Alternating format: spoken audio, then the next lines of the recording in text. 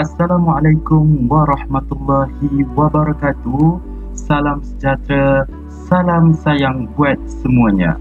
Baiklah, cikgu harapkan kepada semua yang menonton video ini sentiasa dalam keadaan sihat walafiat. Hari ini kita akan belajar tentang unit 11, Bahasa Kebangsaan. Jadi, ayo sama-sama kita telusuri tajuk ini dengan teliti. Hasil pembelajaran pada hari ini. Yang pertama, murid dapat menyatakan kedudukan bahasa Melayu dalam perlembagaan. Kedua, murid dapat menyatakan peranan bahasa kebangsaan. Ketiga, murid dapat menyatakan usaha memartabatkan bahasa Melayu sebagai bahasa kebangsaan.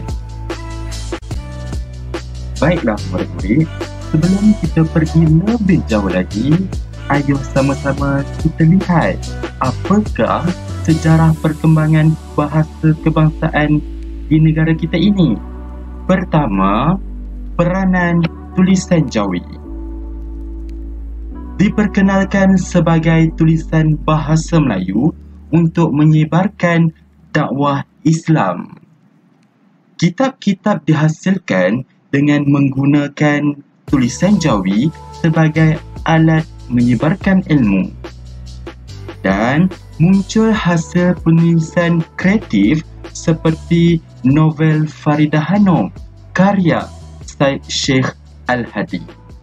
Gambar di atas merujuk kepada Syed Sheikh Al-Hadi. Seterusnya, peranan akhbar. Akhbar membangkitkan kesedaran orang Melayu untuk memajukan diri dalam bidang pendidikan, ekonomi dan gerakan nasionalisme.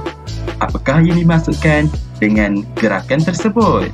Gerakan nasionalisme ialah perasaan cinta akan bangsa dan negara yang membawa kepada gerakan membebaskan tanah air daripada penjajah.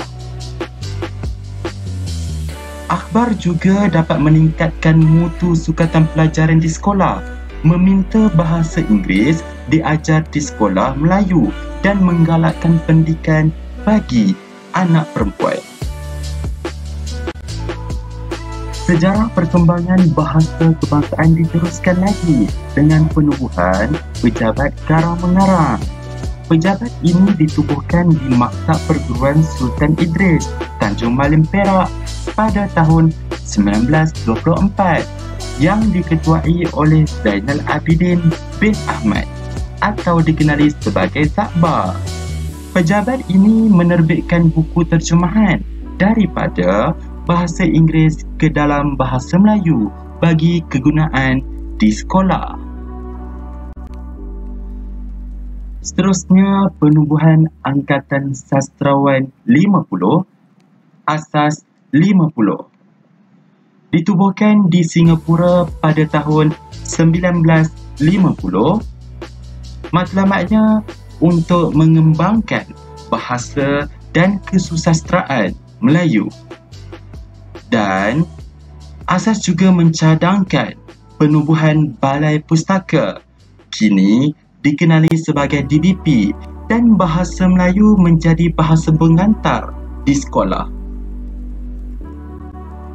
Sejarah perkembangan bahasa kebangsaan diakhiri dengan penubuhan Dewan Bahasa dan Pustaka atau singkatannya DBP yang ditubuhkan pada tahun 1956. Matlamatnya adalah untuk mengembangkan bahasa dan sastra Melayu, dan DBP berfungsi untuk mencipta istilah dalam pelbagai bidang ilmu. Bahasa kebangsaan di negara kita, di manakah kedudukannya? Pertama, bahasa Melayu sebagai bahasa kebangsaan telah termaktub dalam Perlembagaan Persekutuan Tanah Melayu 1957. Apakah Perlembagaan Persekutuan?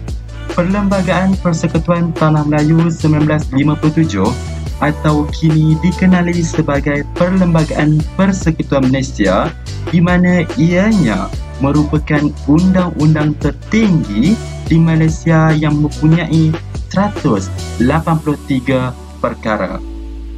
Kedua, peruntukan perlembagaan ini diteruskan apabila Malaysia dibentuk pada tahun 1963. Ketiga, kedudukan bahasa Melayu sebagai bahasa kebangsaan Malaysia dijelaskan dalam perkara 152 Perlembagaan Persekutuan Malaysia.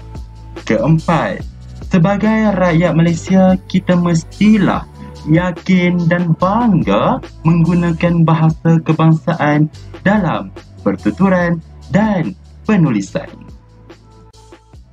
Baiklah murid-murid, kita beralih kepada peranan bahasa kebangsaan. Pertama, bahasa pentadbiran.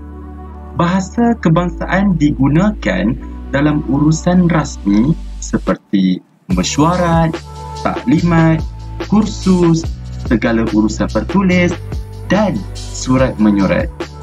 Kedua, bahasa undang-undang. Bahasa kebangsaan digunakan dalam urusan mahkamah. Bahasa kebangsaan memang dijadikan bahasa utama di mahkamah seperti Mahkamah Magistrate dan Mahkamah Session.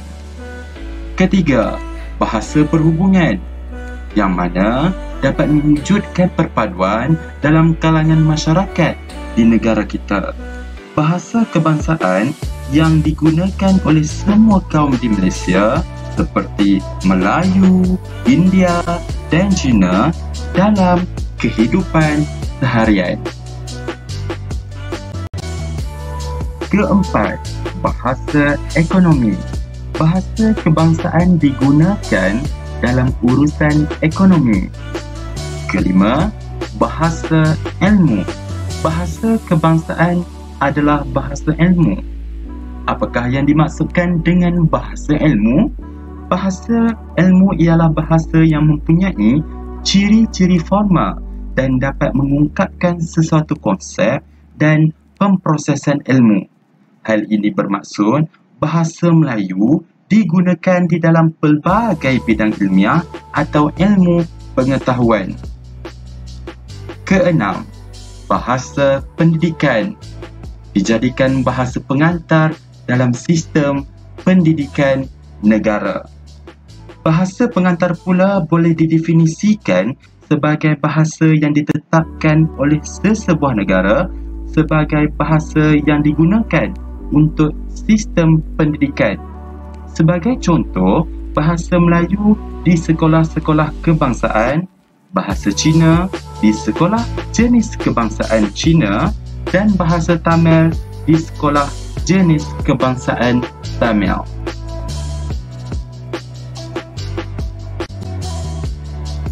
Baik, itu sahaja untuk bahagian 1.